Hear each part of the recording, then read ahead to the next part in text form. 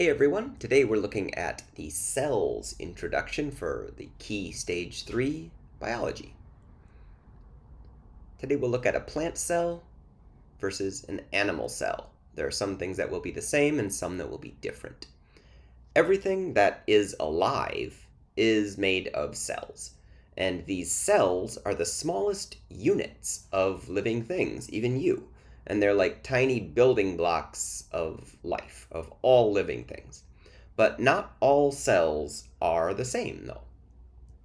Some things that they do have the same, these cells both have cell membranes.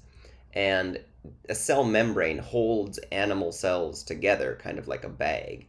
And they also have the job of controlling what comes into or leaves a cell.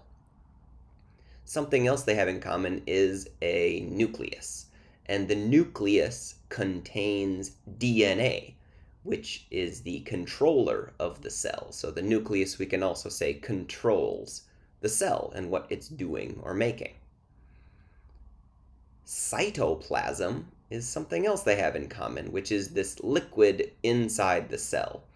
All the little things called organelles are kind of floating in this cytoplasm. And finally, one more thing in common for KS3 is mitochondria.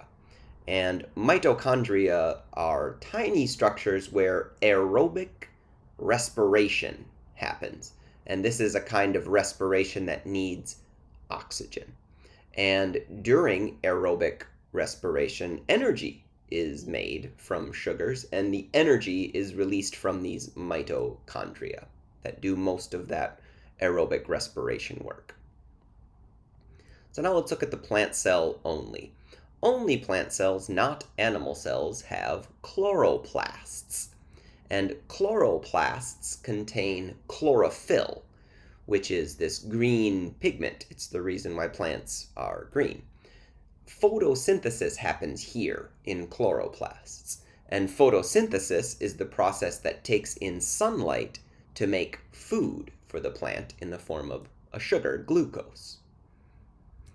Plants also have a cell wall, which animal cells do not. Plant cell walls give the plant cell structure and support.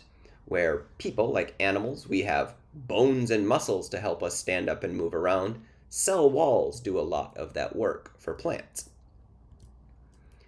And finally, a large vacuole.